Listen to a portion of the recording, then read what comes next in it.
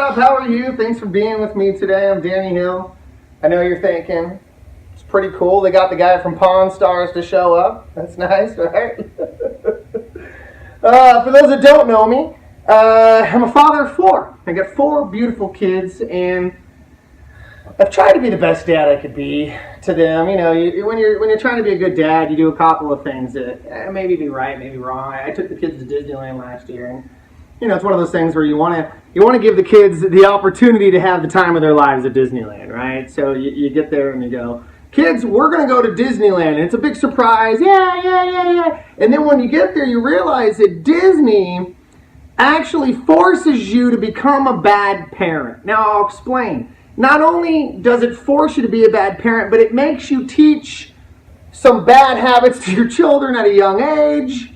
And here's why. I show up to Disneyland and I look at the prices. Now, the prices at Disneyland are $97 a person from apparently the age of 3 on, okay? So if you're 3 years old, it's $97 to get in. I have 4 children, plus me and my wife. So I'm looking at $600 if I want to get into Disneyland with me and my kids. So I do what any red-blooded American would do. I look at my kids and I go, I need you to lie for me, okay? I need you to lie for Daddy a little bit. And they looked at me. My 3-year-old goes, I don't understand. He said, baby, look, today I understand we celebrated your birthday about 2 months ago and you're all excited about being 3.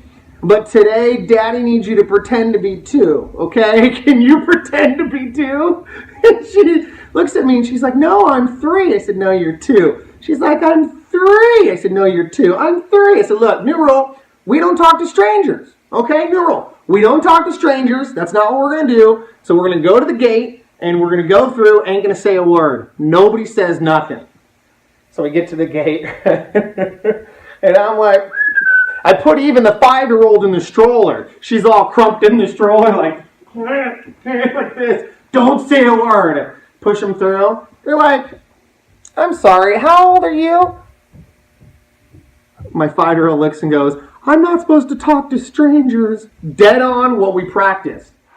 So she practices everything she's supposed to do. She looks at him and says, I'm not supposed to talk to strangers. The lady at the gate goes, oh, I understand. Goes to my 3-year-old. My 3-year-old looks at her and says, I'm not 3. I'm not 3.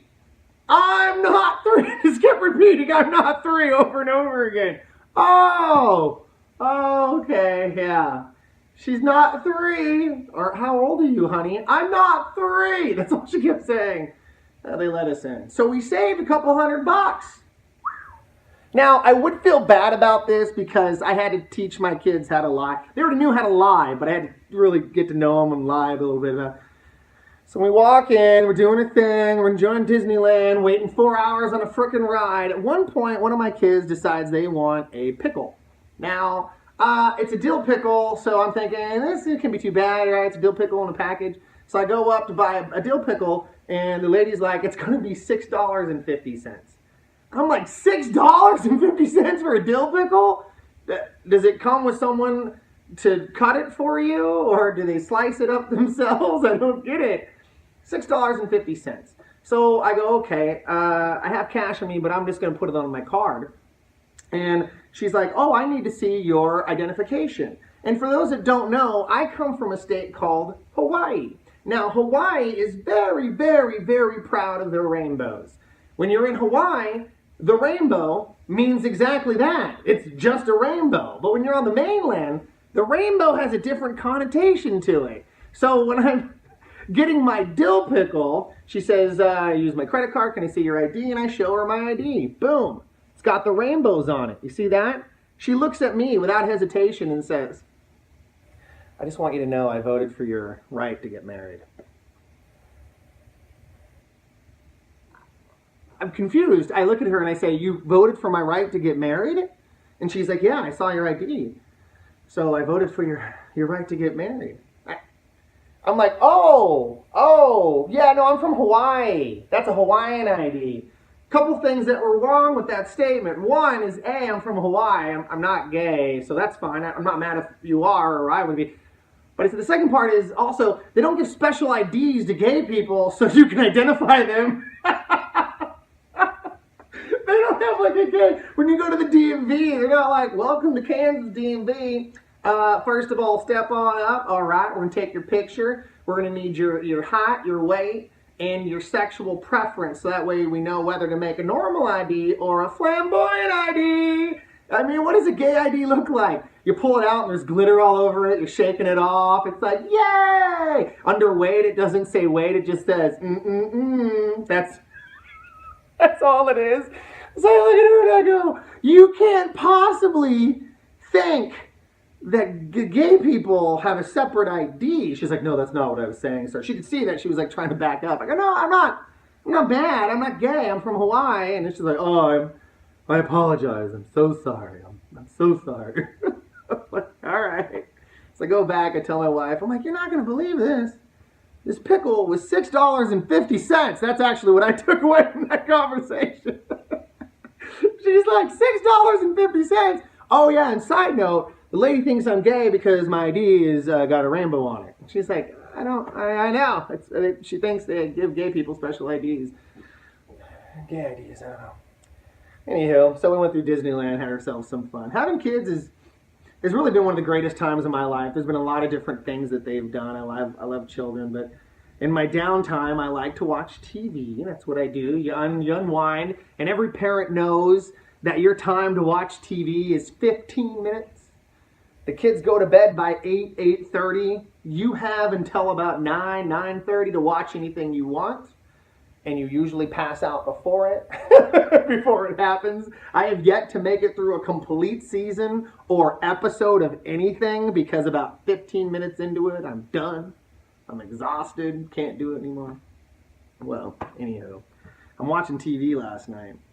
And it seems like there's a stretch with these car commercials because I'm watching a couple of these shows, and it keeps going, showing a commercial. And this commercial, I don't know if you've seen this, it's an Audi commercial, and it's for a car that apparently you can drive into the woods. Now, I know you can drive this car into the woods because it shows people driving through the woods. Then suddenly it flashes to a group of people by a campfire, and they all have fangs. And real quickly you realize this is a group of vampires by a fire. Then this car pulls up to the campsite, and the lights turn on bright, and all the vampires die because the lights are so bright on the car. And at the end of it, it says, drive excitement. It isn't, I was like, drive excitement? I'm sorry.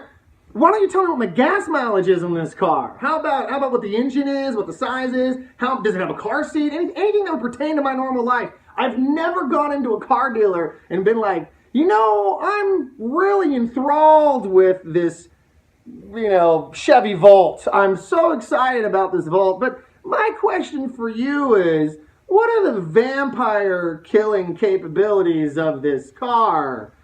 Because if that ever comes up, I'm going to need to know, because I just saw the Audi commercial, and, well, their lights could kill vampires, and I kind of feel that's a accessory I might need at some point. If you can.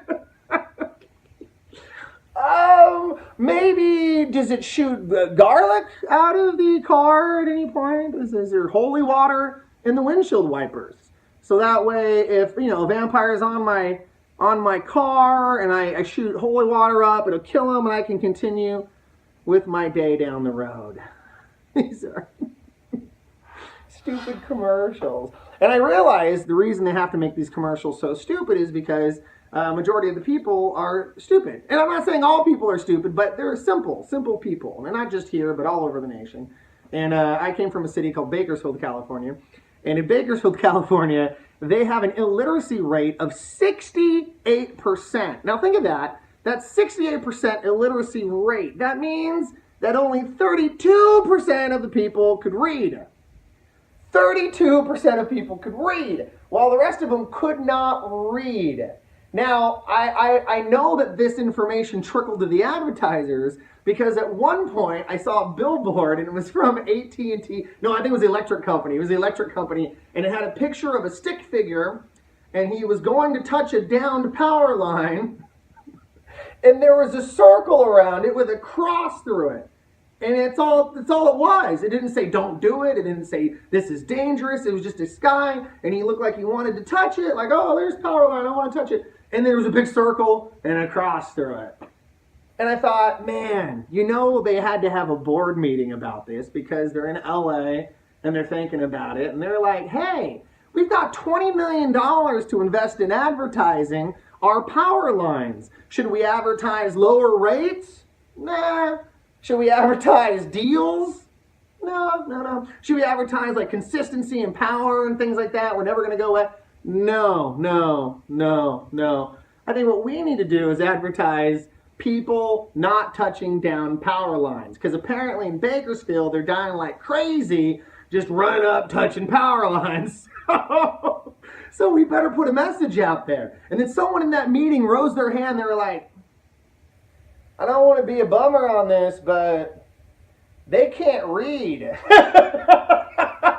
They can't read. So then the power company went, well, how do we get around that? Hey, I know. Why don't we just put some stick figures up on billboards and just put a big circle around it with a cross through it so people know it's a bad idea. Genius. So that's it. Anyhow, there you go. That's a little taste of what I do.